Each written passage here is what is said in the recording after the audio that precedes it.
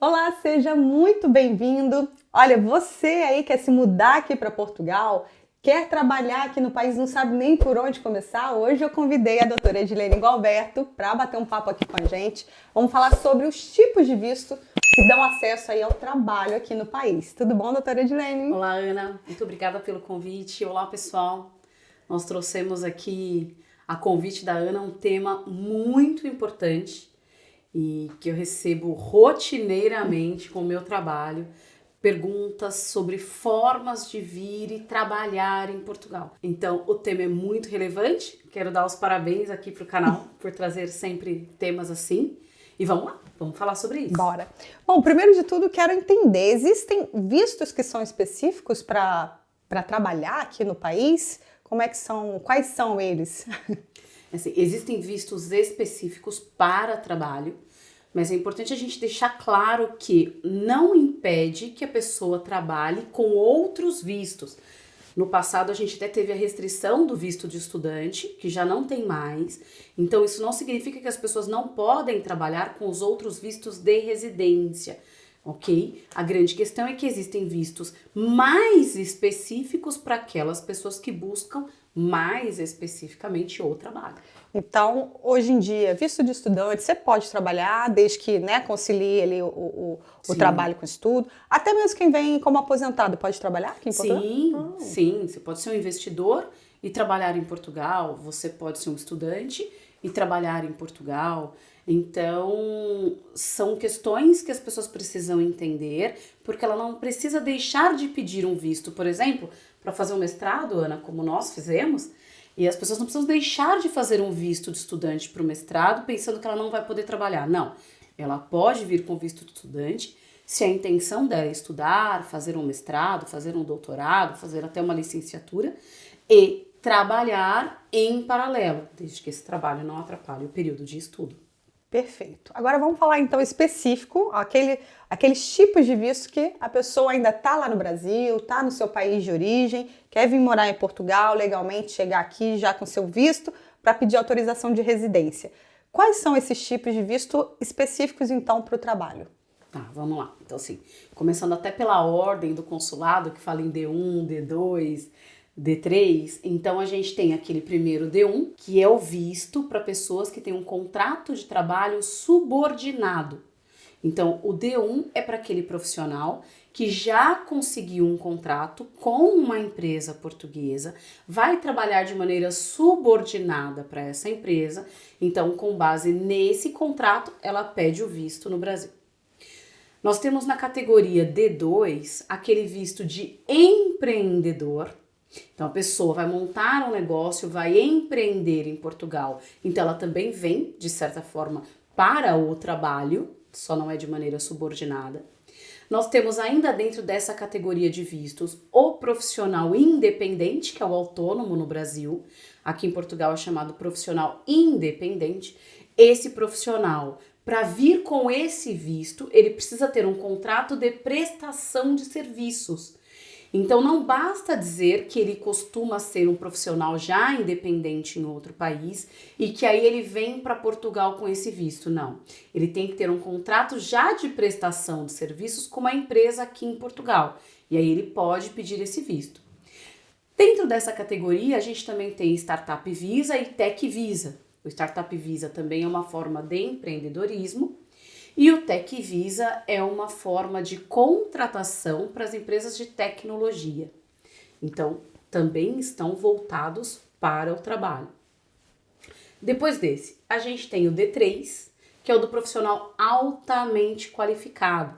Então, ele tem uma qualificação diferenciada em alguma área e ele também foi contratado aqui em Portugal com um contrato de profissional altamente qualificado. Nesse, ele tem que ter um requisito de salário, cláusulas muito específicas, que garanta que ele realmente seja qualificado acima da média para esse trabalho.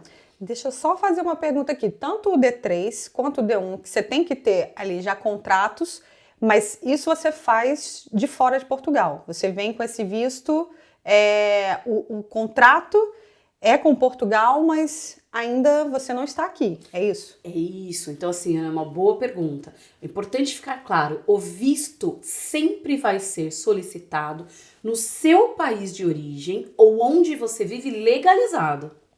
Se você já estiver em Portugal, aí nós entramos num outro tema, que são as formas de legalização em Portugal, ok? Então, alguns profissionais altamente qualificados, docente, investigador, em algumas áreas que são consideradas altamente qualificadas e essas pessoas têm uma forma de se legalizar aqui. Pode não ser o mais indicado, mas eu sei que algumas empresas até orientam as pessoas a se legalizarem aqui, o que eu não recomendo fortemente que faça. Pega esse contrato e pede o visto no Brasil.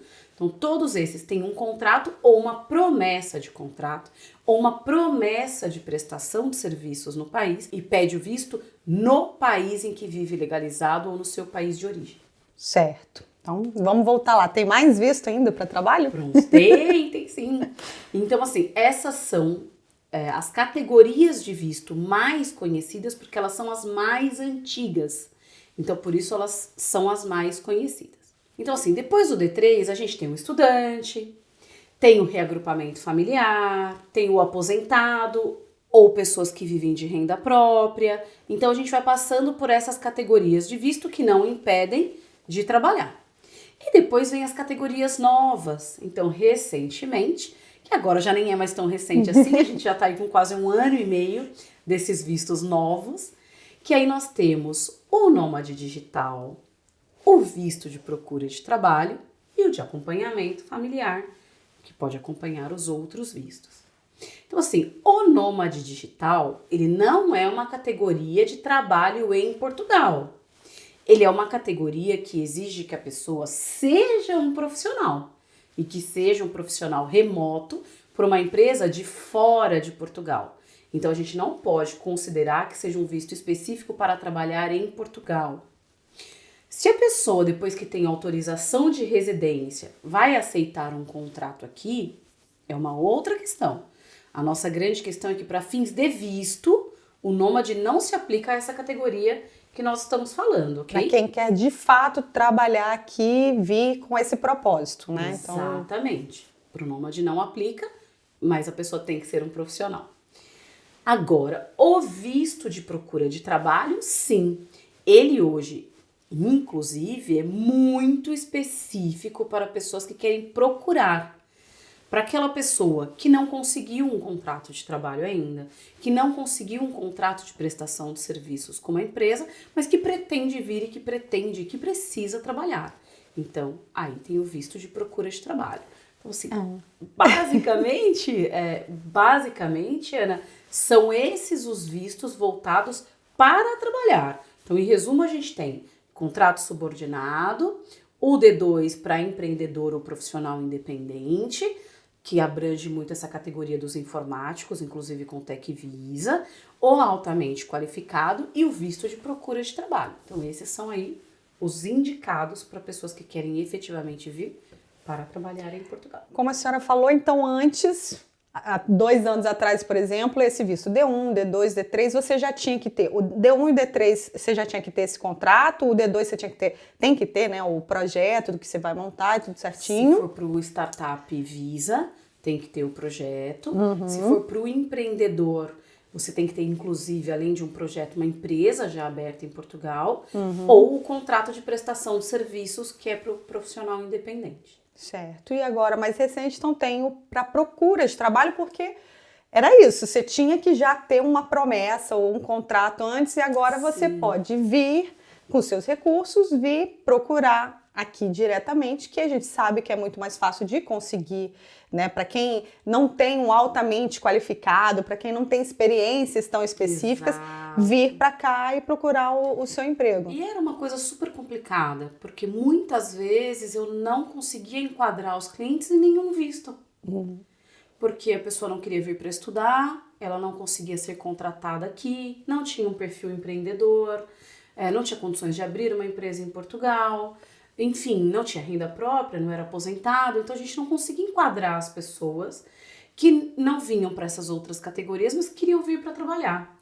E acabava que muita gente entrava como turista para trabalhar e ficava à mercê de uma manifestação de interesse. Então, para mim, o visto de procura de trabalho veio mesmo para suprir essa lacuna e uma coisa muito necessária.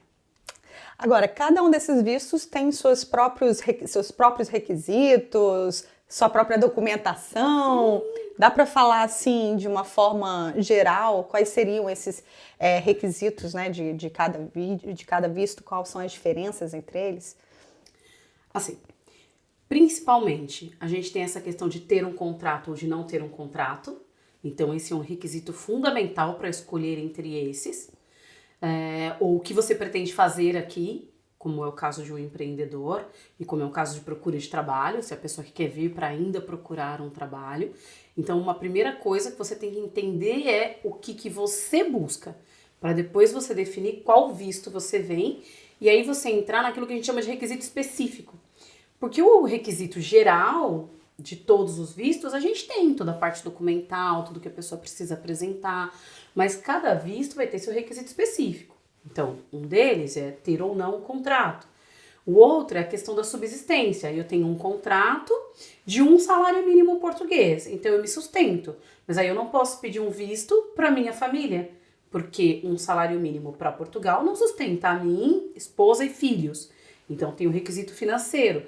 Esse contrato tem que ser suficiente para a sua subsistência e da sua família. Então, o empreendedor tem que ter a empresa aberta, tem que ter depósito de 1 ano da subsistência em Portugal, tem que ter a questão de um capital social da empresa, tem que ter o valor depositado, tem que abrir uma conta da pessoa, que a gente chama aqui de singular e coletiva, que é a física e jurídica. Tem que ter esse valor já depositado. Aí, o profissional independente, ele tem que ter o contrato de prestação de serviços que também atenda essa questão do requisito, que é a questão da subsistência, que é muito importante para todos os vistos. O Startup Visa tem que ter um projeto aprovado, então, e a PMEI tem que aprovar esse projeto, tem que ter um valor depositado dedicado ao projeto. Então, é um outro requisito. O profissional altamente qualificado, ele tem que ser altamente qualificado para Portugal, isso tem que estar comprovado no contrato e tem que ter o contrato. E ele tem valores mínimos maiores do que um salário mínimo. Então, para ser considerado um profissional altamente qualificado, ele não pode receber o ordenado mínimo português. Então, é um outro requisito. Já o procura de trabalho é o que hoje tem menos requisitos. O que eu costumo dizer sobre o visto de procura de trabalho é que não é porque ele hoje tem uma questão financeira menor, porque financeiramente ele é hoje o visto que exige menos. Ele não precisa 1 ano de subsistência aqui, né, de salário mínimo depositado. Aqui. Então, ele não precisa de um contrato com valores mínimos. Então, apesar de financeiramente ser o que exige menos, burocraticamente, para montar o processo, ele é tão burocrático e com tantas exigências quanto os outros. Tá bem? Vou dizer até que talvez um visto de trabalho subordinado, de profissional independente, altamente qualificado, eles exigem um pouco menos, porque já tem uma empresa te subsidiando. Então, a burocracia é tanto quanto, mas ele tem menos requisitos específicos. Ele exige apenas 3 salários mínimos portugueses depositados numa conta no Brasil. Então, essa é uma facilidade. Ele tem algumas exigências do tipo, olha, você tem que ter uma reserva de passagem de volta. Por quê? Porque ele tem um prazo, diferente dos outros, que pode vir e ficar até chegar à autorização de residência e estar legalizado. O de procura de trabalho só vai te permitir autorização de residência depois que você tiver o contrato. Então, você tem aí 4 meses, do que eles falam de 120 dias, prorrogável por mais 60, para que você consiga um trabalho em Portugal. Então, tem essa questão também. Tem menos requisitos, mas todos eles têm esses requisitos específicos. Sendo de país da CPLP, se tiver alguém em Portugal que apresente o termo de responsabilidade, pode ser isento do alojamento, por exemplo. Então, pode ter uma tendência na facilidade da subsistência. Depende do caso de cada um, de como esse representante vai apresentar a sua renda. Mas cada visto tem o seu requisito específico e o geral, que é aquele que é para todos. Isso que eu ia perguntar, o processo em si é o mesmo de enviar documentação? Antes até tinha algo de entrevista, agora você manda tudo pelo correio. Como é que funciona? Ou o processo tem alguma coisa de diferente? Depende de onde vai aplicar. Então, por exemplo, tem alguns países que o processo já é submetido online. Dentro da União Europeia, por exemplo, a gente submete online por um portal. Mas o processo, as etapas, os documentos são os mesmos. Já nos países que submete pelo portal, tem entrevista. Então a pessoa, no final do processo, depois que você submeteu tudo, vai abrir uma agenda. E aí você vai selecionar uma data. E aí, nessa data, você vai passar em entrevista e levar os documentos originais. Então, peraí. Um brasileiro que mora na Espanha e quer pedir o visto aqui para Portugal, ele vai lá no consulado de Portugal, é no consulado mesmo, ou num portal específico? Depende do tamanho do país, pode ser direto na embaixada, pode ser que tenham unidades consulares, pode depender. E aí ele pode enviar então, todo o material online e vai precisar de uma entrevista. Vai na entrevista presencial, entrega toda a documentação. Em geral, isso é muito variável, mas em média, 1 mês, recebe um e-mail dizendo se o visto foi aprovado ou não, para poder ir lá retirar o visto. Agora, então, para quem está no Brasil, para quem está em Angola, Moçambique, também tem muita gente assistindo, aí... Em geral, o que é importante ver se nesse país tem intermediação da VFS ou não. E se na sua região tem um consulado que recebe direto ou não. Ainda tem isso. Então, o procedimento não é assim tão simples, porque no Brasil, por exemplo, que é o meu maior volume de atendimento, nós temos unidades consulares que recebem o pedido. Por exemplo, Porto Alegre. O vice-consulado de Porto Alegre recebe os pedidos direto. Nós podemos enviar por eles. Mas é opcional, também pode fazer pela VFS. E já tem lugares que não é opcional, por exemplo, Consulado de São Paulo, Consulado do Rio de Janeiro, Consulado de Salvador, não recebe direto. Tem que fazer através da VFS. E aí você manda pelo correio toda aquela documentação impressa, aquele monte de extrato, aquele monte de documento, coloca ali um processo todo, porque além do geral tem o específico e além do requisito geral e específico, tem aquele que é seu, que é diferente de todos os outros. Porque é você, dentro da sua especificidade, que tem que mandar documentos que provem aquilo que você está dizendo. Então, você tem que montar tudo isso através da VFS. Você pode agendar uma entrevista para entregar ou você pode enviar pelos correios. E aí vai depender muito de país para país. Porque, por exemplo, às vezes a gente pede visto nos Estados Unidos. Lá nos Estados Unidos tem VFS e apesar de ter VFS, muita gente entrega presencial. Então, agenda com a VFS. Então, é importante que você verifique o país em que você está e qual é a regra para aquele país, para aquela VFS perto de você ou para aquela unidade consular. Mas, em geral, a montagem e os documentos são basicamente os mesmos. Para quem não sabe nem por onde começar, pode entrar lá no site da VFS e olhar a questão da jurisdição para saber qual é a sua VFS. Que está ligada ao estado em que reside, não é isso? Ou pode também, através da embaixada ou do consulado, verificar, olha, esse consulado atende, ou não, esse consulado não atende, o processo tem que ser enviado via VFS. Ok. Então, às vezes, a embaixada e o consulado pode ser o melhor órgão para te dar esse direcionamento, já que temos países com VFS e outros não. Tá, e há um tempo médio, assim, para esses processos, tanto o D1 quanto o D3, o visto para procura de trabalho, tem um tempo médio para eles serem analisados, concluídos? Você receber o seu passaporte com vistos em casa? Eu costumo dizer que os processos levam uma média de 90 a 120 dias em todos os países que eu já acompanhei. Às vezes demora um pouco mais. Recentemente eu tive uma grande surpresa na Irlanda, por exemplo. Por quê? Porque só tinha entrevista para 2 meses depois que eu submeti o processo. As entrevistas estavam muito atrasadas. E aí é complicado até por conta de seguro viagem, para as pessoas que contratam, com datas. E aí depois vai na entrevista, depois 30 dias para sair. E assim, Mas a média é essa, de 90 a 120 dias para montar o processo, submeter, se for na VFS, passar pela triagem da VFS, ter alguma exigência ali naquele processo ou não, seguir para o consulado, ter análise consular e o seu passaporte ser devolvido com o visto ou não, ser deferido ou indeferido. Então, eu costumo passar para os meus clientes essa média, sempre de 90 a 120 dias desde que a gente começa até a conclusão. Porque eu vejo que tem muita gente que fica desesperado, porque às vezes está escrito ali, é o tempo de 60 dias úteis, aí a pessoa começa a ficar, mas já deu 60, não chegou ainda. Pode acontecer de demorar mais, pode acontecer de ser super rápido, mas pode acontecer de demorar mais. Né? Então... Recebi um visto de nômade digital semana passada, com 26 dias depois que chegou na VFS de São Paulo. Olha que maravilha. Então, assim, a gente nem acreditava. Veio com o prazo que nós pedimos, porque o prazo do cliente era para abril, então o visto veio com validade a partir de abril, mas em 26 dias o processo chegou. Quer dizer que o processo dele estava melhor formulado do que os outros? Eu não posso dizer isso, porque eu monto os meus processos todos iguais. Eu acho que tem um pouco de sorte também da pessoa, do período em que esse processo foi recebido, porque tem semanas que eles recebem mais, semanas que recebem menos, ou até períodos. No verão a gente já sabe que vai demorar mais.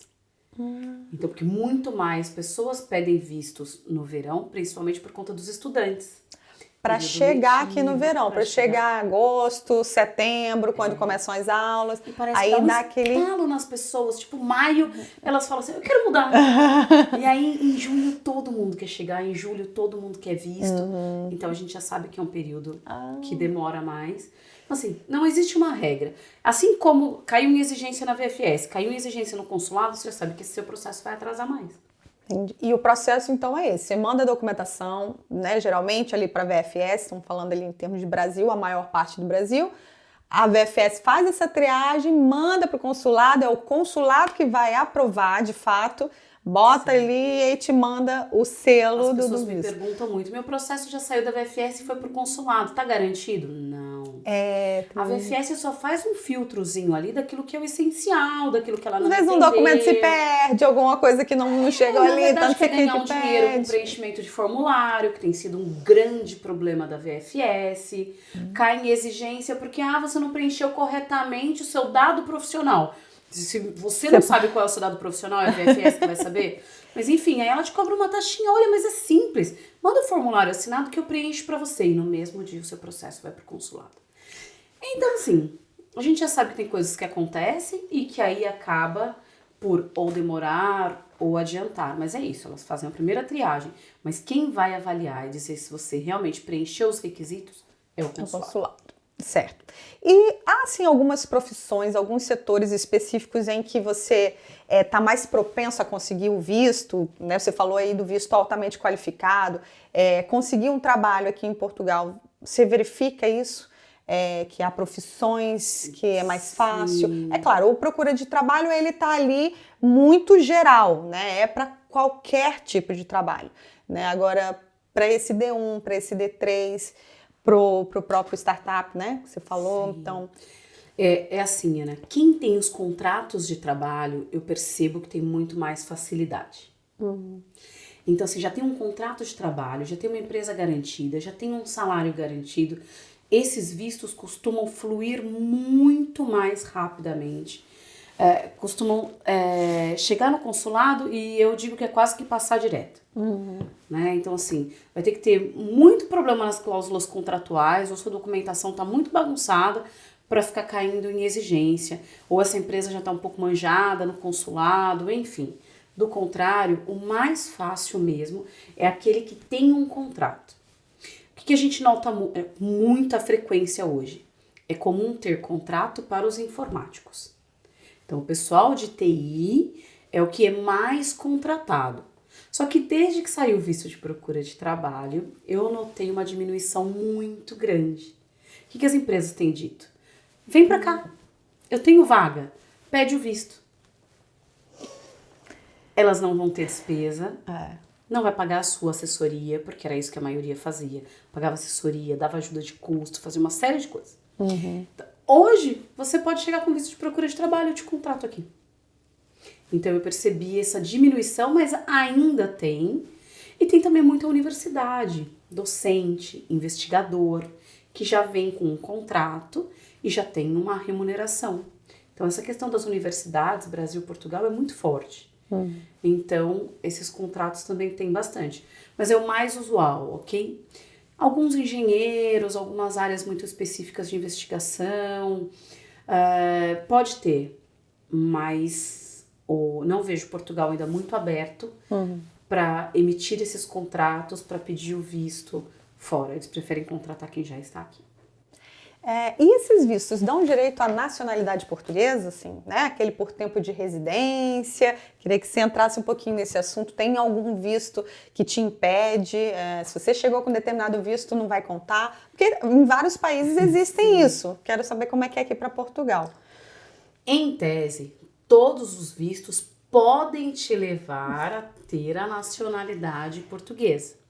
Se você pegou o visto, chegou em Portugal, conseguiu sua autorização de residência, seja ela da CPLP, seja ela autorização de residência tradicional, significa que você está legalizado no país. E se você esperar por 5 anos, você vai ter direito à autorização de residência permanente. É uma autorização que não caduca mais, se assim podemos Porque até dizer. então você vai renovando essa autorização, não é isso? Exato, a autorização em geral é de 2 anos, renova por 3, CPLP de 1 ano, renova por 2 mais 2, depois ao final de 5 você renova por uma permanente. E aí ela não precisa mais ser renovada, só que ela tem validade. Então, apesar de não precisar ser renovada, a cada 5 anos, ela devido à validade dela, você renova. Mas não significa que você vai perder ela, né? Então, porque ela é permanente. E se você estiver nesse período, já cumpriu 5 anos, você pode pedir também a nacionalidade por atribuição por tempo de residência.